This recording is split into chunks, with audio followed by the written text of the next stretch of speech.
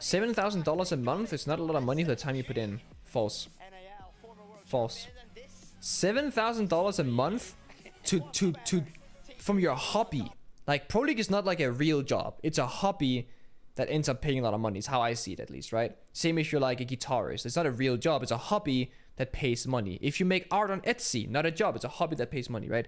$7,000 a month is fucking massive, dude. That's fucking crazy. How many people make 7K a month from their fucking hobby of all things? And you get a free house? Like, okay, you get free housing. You don't pay rent.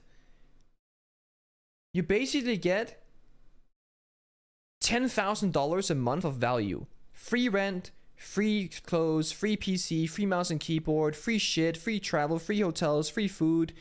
Plus you can win tournaments. If you win invite, you make 100,000 or two. You make between $100,000 and $200,000 in like 2 weeks from playing invite, right? And sure, you might. I mean, the thing is, Pro League players don't all work that much, right? They don't all work that much. Some Pro League teams only scrim, like some players rather. Let's say you look at myself, Bolo, Spoid, even back when Doki streamed a lot. We would like scrim, let's say between 5 and 8 hours a day, and then play ranked and stuff in stream. Yeah, our workday is 12 hours long. That's 9 to 9, for example. Back when I was in Pro League, I was working from 10 a.m. till midnight every single day for 5 years straight, never having any time off. That was my own choice, right? But there are people that work 40, 50, 60-hour weeks that make half of what Pro League players make. And they also have to get a degree for it, or study for it, or they just work retail, whatever the case might be. But like, there are people who put in so much more and they're getting so much less. And you work from home, on your ass, in your chair, playing one of your favorite games. It's a very nice life. And then if you're good at it, you get flown to South America, to Canada, to Europe. You know, you'll go see the world for free. In fact, they'll pay you to see the world. You don't even gotta shower. You don't gotta go outside. Your house rent is free. You get bitches in your DMs because you're a player. Like, you play life on easy mode because you're a quote-unquote celebrity. It's definitely playing life on easy mode. And the thing is, Pro League is a short career for most people, right? Pro League for the average person lasts like 3 years. So if you were to look at how much money you're going to make in 3 years, it's not good. Spending 3 years to get an education or degree is a lot better long term than playing Pro League. But how many people can make 7K a month at 18 years old? No one, besides like if you're like an entrepreneur or something, right? So you can get like ahead of the average curve in life.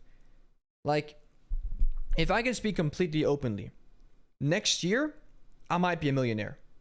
I might have $1 million in my bank account next year. I'm 25 next year. How many 25-year-olds are millionaires?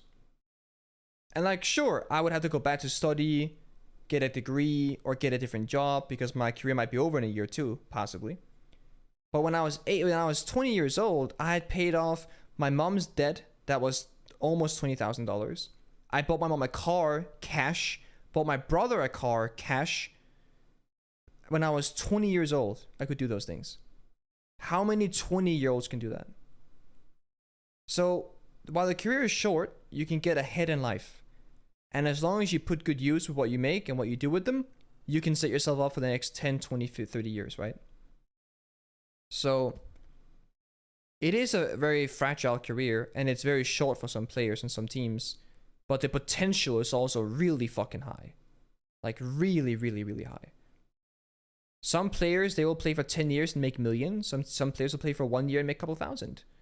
There's a very, very high floor and a very, very high, or very, very low floor and a very high ceiling.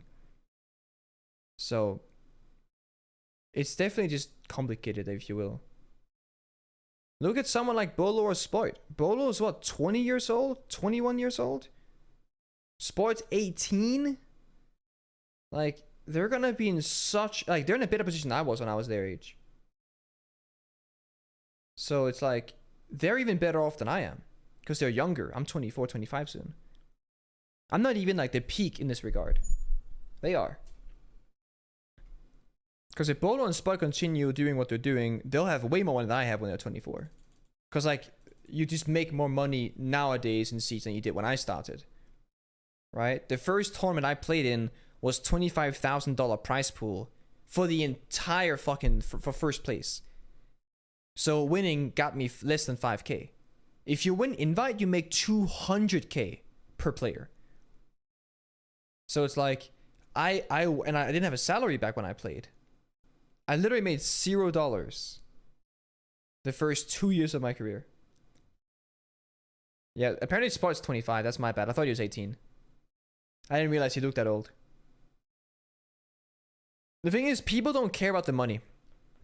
Or most players don't care about the money. They care about playing. Right? It's the passion for competing and playing that comes above anything else. I didn't check my bank account when I was younger. I still barely do. I just happened to check it a few weeks ago, so I know how much money's in there. It's like, it was always about just playing and enjoying your time and winning. Like, winning was the #1 goal. Having fun was the ultimate goal. Doing good was the ultimate goal. The money just kind of comes from doing that. Because if you keep winning tournaments, you'll keep making money. So instead of focusing on making money, just focus on winning, and the money will come by itself. So it's guys, just gotta focus on you and just play. Do good.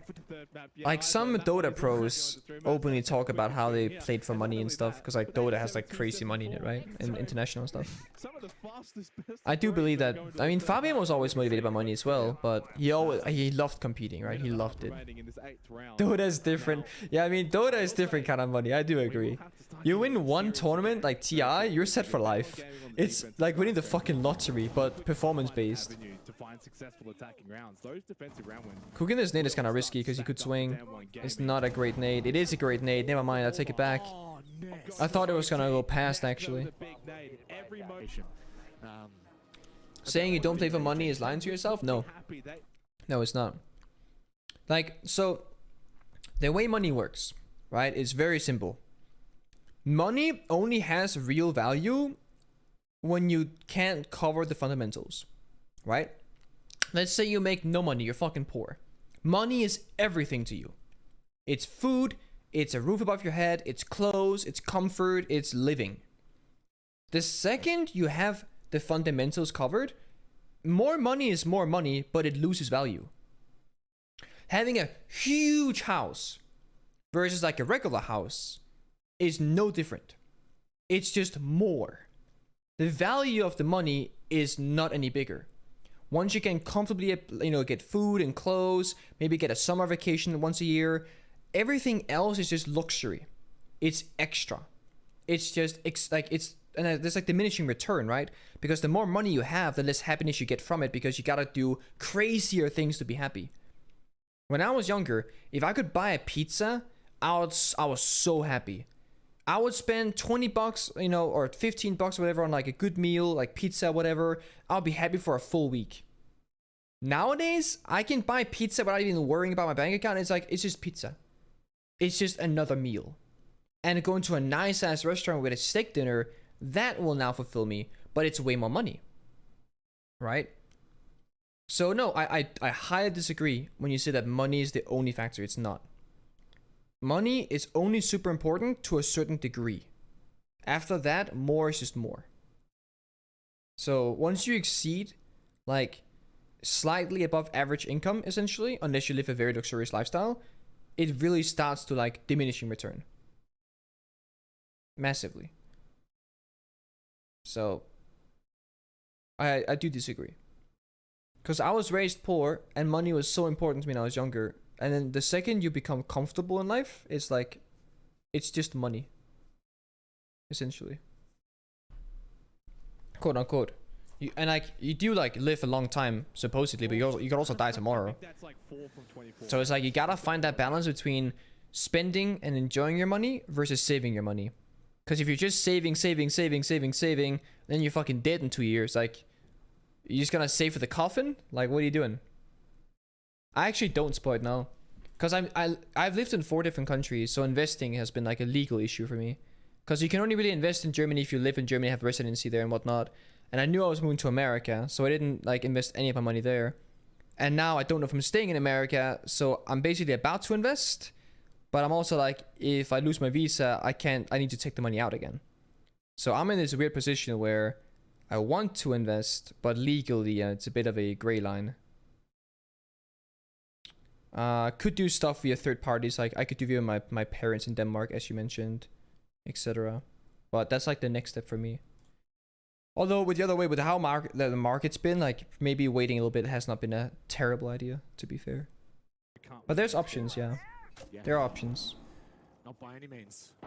And, absolutely. If any team's gonna do it, you know it'll be DWG. So I'm gonna buy a bunch of gamer houses, and then I'm gonna breed a gamer army, and then I'm gonna take a cut of their winnings. I'm gonna infinite money hack real life. That's what I'm gonna do. Let's go all in on Bitcoin. Yeah, dude, let's make Bitcoin a thing again.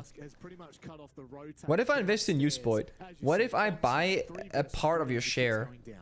Like a part of you. And then I will get a small part of everything you get.